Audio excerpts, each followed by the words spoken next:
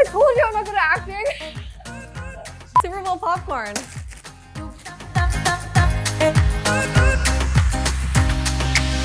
My name's Emily O'Brien. I grew up in Hamilton, Ontario. I own a company called Comeback Snacks, and I'm a philanthropist and a former convict. When I moved to Toronto and I started my first company, which was a social media business, the party scene there was a lot more hard. Over time, my substance use got more and more out of control. I loved the feeling, I loved being social. I loved it. Our apartment looked like an obstacle course, like it was just out of control. We would have strangers in our apartment making crafts. So some nights I'd get drunk and find out the next day I'd be going to like Miami, I would go to Thailand, Cambodia, Vietnam. Pretty soon I started to rack up credit card bills and things started to continue to go downhill. So one day I got a direct message on Instagram and they really wanted help building their social media presence. Really, really nice guy, really funny. He started buying me gifts that I never really asked for, like a TV. He bought me a watch that had no battery in it. He brought me over dessert wine, like disgusting. He also sold cars on the side. And he's like, baby, you know what? I really wanted to get you this car. I'll split the cost with you. You hook me 10 grand and I'll pay for the other half. I was like, okay, cool, sounds good. Pretty nice BMW. One day he comes over to my apartment. He's like, I gotta talk to you about something. I'm like, okay, it's kind of weird, but whatever. Comes over and he's like, I wanna take you on a trip. I know you've been going through a lot. And it's just something I want to do, but there's just one thing I have to do when I'm down there. I was like, what is that? Well, I have to bring some drugs back. I was like, okay, absolutely not. He left embarrassed, and I'm like, okay, see you later. I go out with my friends that night. I get a text from him. I felt so stupid after I asked you that.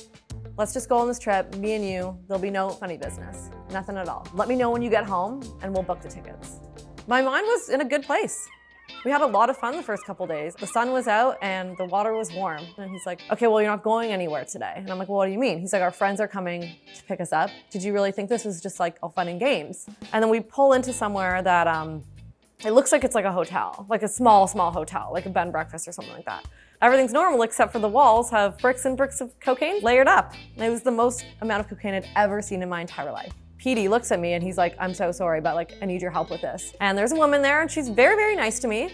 And she takes my measurements and then she tells me, we're gonna go shopping. She tells me, pick out one dress and I'm gonna pick out two and we're gonna buy the dress that I pick.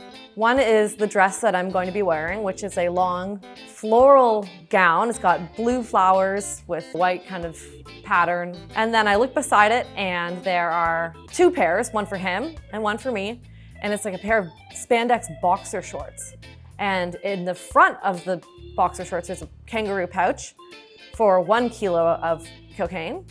And in the back, there's another little kangaroo pouch for another kilo of cocaine. I put on the dress. I feel like I have a box of Kleenex stuffed under my dress. This was not fooling anyone. Then they dropped us off right at the airport. Going into an airport with 2 kilograms of cocaine strapped to your body and trying to hide it like nothing's wrong is not an easy job. I'm not gonna be able to look at a customs officer in the face and lie about this. And just as I'm, not making a run for it, but at least going to go take them off my body, he's like, nope, it's too late now. And at this point, I was like, I'm gonna do my best, but if we get busted, this is on you. We just have to go through one last corridor and you have to show them your customs card. And he looks at ours and he's like, you guys gotta go into secondary. They immediately separated us. They send him to the left and I'm to the right. And the officer starts asking me pretty normal questions. What I do for work, where I'm from. I do, social media, I'm from Hamilton. And then he's like, so Miss O'Brien, we just have to ask, do you have drugs on you right now? Looked at the floor for so long, trying to decide what to say. And he had to ask me again. He's like, Miss O'Brien, do you have drugs on you? And I looked up at him straight in the eye, and I said yes. And then I was picked up by the RCMP, processed again, and then taken to the local jail. So I was finally sentenced on January 16th, 2018. A couple months in, we were actually having a Super Bowl party, and I managed to get to know quite a few of the women, and I really saw a lot of strength in them and a desire to do better, a desire to see their families again. And I generally saw good, and I really wanted to figure out a way to share other people's stories, not just my own, but to share other people's stories, to help other people understand how we end up in these situations. So during the Super Bowl party, which was pop and chips and popcorn, someone put lemon, pepper, and dill on their popcorn. And I was like, holy crap, this is so good.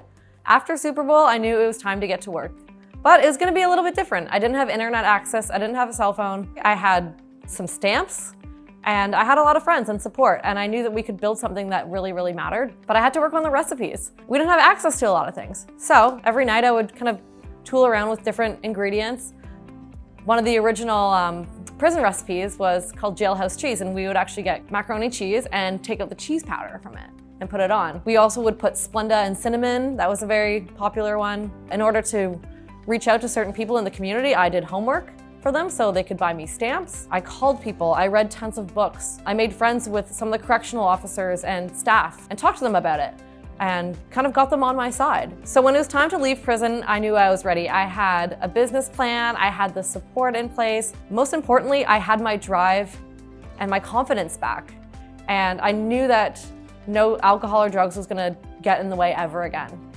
Since coming out of prison, we've come so far. We have a staff of 3 right now, and I also work with other businesses to incorporate better policies into their hiring practices, because we have to give others a second chance. What good is it for anyone if we put people in prison and don't give them jobs? It just doesn't make sense. People that break the law and get themselves in trouble are not bad people. They actually have a lot of talents, a lot of skills. They just use them in the wrong way. I also learned that forgiveness is important when it comes to building our circles and understanding why people do the things that we do. I'm really proud to say that I'm now lawfully rebellious. I use my creativity for good, and that we can all make a comeback, but we just have to try.